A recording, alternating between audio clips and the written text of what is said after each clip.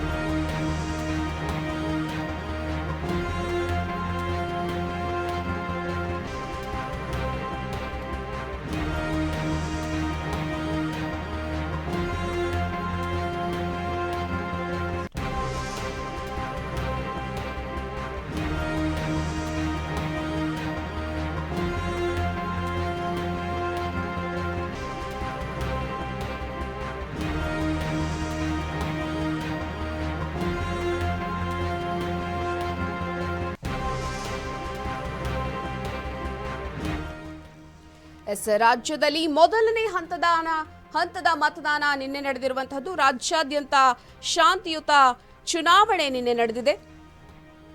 ಇವಿಎಂನಲ್ಲಿ ಅಭ್ಯರ್ಥಿಗಳ ಭವಿಷ್ಯ ಭದ್ರವಾಗಿದೆ. ಫಲಿತಾಂಶ ಬರೋವರೆಗೂ ನಾಯಕರಿಗೆ ಫುಲ್ ಟೆನ್ಷನ್. ಇವಿಎಂ ಸುತ್ತಮುತ್ತ ಸಿಸಿ ಕ್ಯಾಮೆರಾದ ಕಣ್ಗಾವಲು. ರಾಜ್ಯದಲ್ಲಿ ಮೊದಲನೇ ಹಂತದ ಮತದಾನ ನಿನ್ನೆ ನಡೆದಿರುವಂತಹದ್ದು. ಲೋಕಸಭಾ ಚುನಾವಣೆ 64% ಮತದಾನ ಒಂದು ಕಡೆ ಕುಸಿತ ಕಂಡಿದೆ.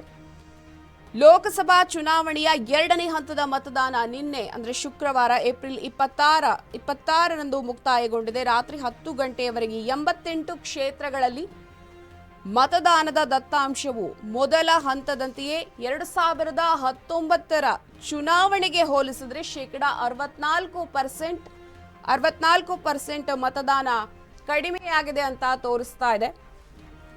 ಒಟ್ಟಾರೆ ಬೆಂಗಳೂರು ಸೇರಿದಂತೆ ರಾಜ್ಯದ ಬಹುತೇಕ ಕ್ಷೇತ್ರಗಳಲ್ಲಿ ಬೆಳಗ್ಗೆ 9 ಗಂಟೆ ವೇಳೆಗೆ 8ರಿಂದ 10% ಮತದಾನವಾಗಿತ್ತು. ರಾಜ್ಯದ ಗ್ರಾಮೀಣ ಮತ್ತು ನಗರ ಪ್ರದೇಶಗಳಲ್ಲಿ ಮತದಾನ ತುಸು ಬಿರುಸಿನಿಂದ ಸಾಗಿತ್ತು. ಆದರೆ ಬೆಂಗಳೂರು ಮಹಾನಗರದ ಜನತೆ ಈ ಬಾರಿ ಆಯೋಗದ ಜಾಗೃತಿಗೆ ಜಗ್ಗದೆ ವಾರಾಂತ್ಯದ ಮೂಡ್ ಅನುಭವಿಸಿ ಕೊನೆಗೆ 50ಕ್ಕಿಂತ ಹೆಚ್ಚಿನ ಮತದಾನ ಆಗಲಿಲ್ಲ.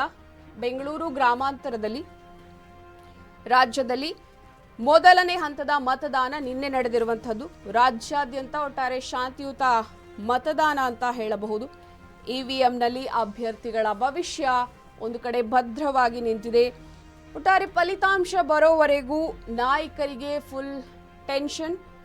ಇವಿಎಂ ಸುತ್ತಮುತ್ತ ಸಿಸಿ ಕ್ಯಾಮೆರಾದ ಕಣ್ಗಾವಲನ್ನ ಹಾಕಲಾಗಿದೆ.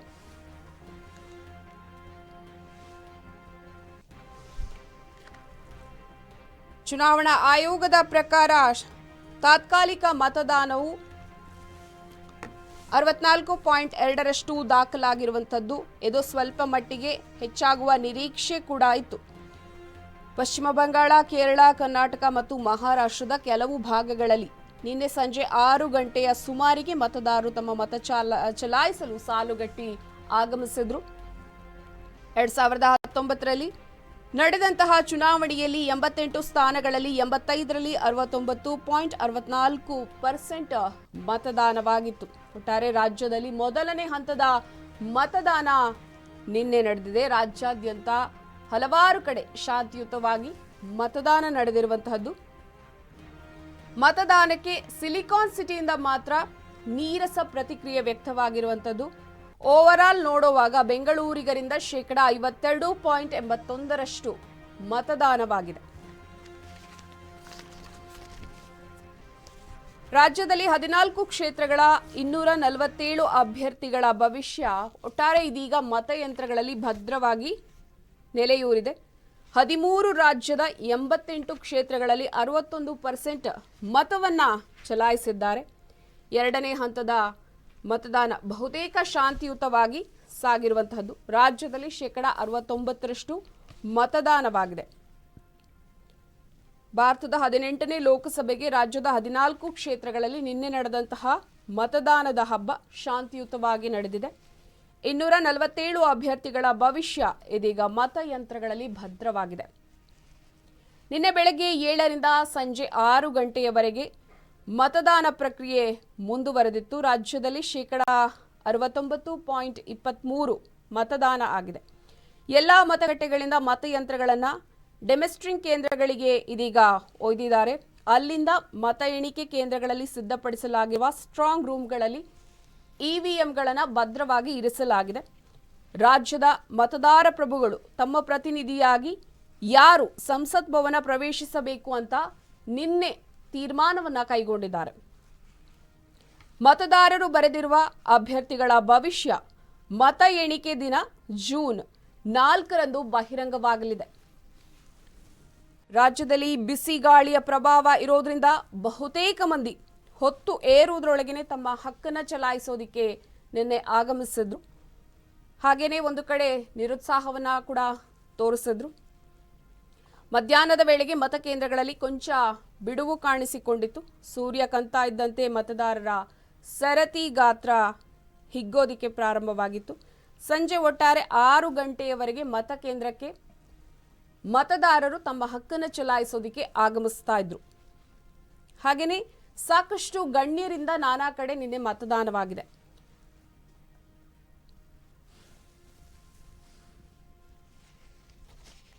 ಕೆಲವೊಂದು ಕಡೆ ಇವಿಎಂಗಳು ಕೈ ಕೊಟ್ಟಿದ್ದವು, ಕೆಲವೊಂದು ಕಡೆ ಸಣ್ಣ ಪುಟ್ಟ ಅಹಿತಕರ ಘಟನೆಗಳು ಕೂಡ ನಡೆದಿತ್ತು ನಿನ್ನೆ.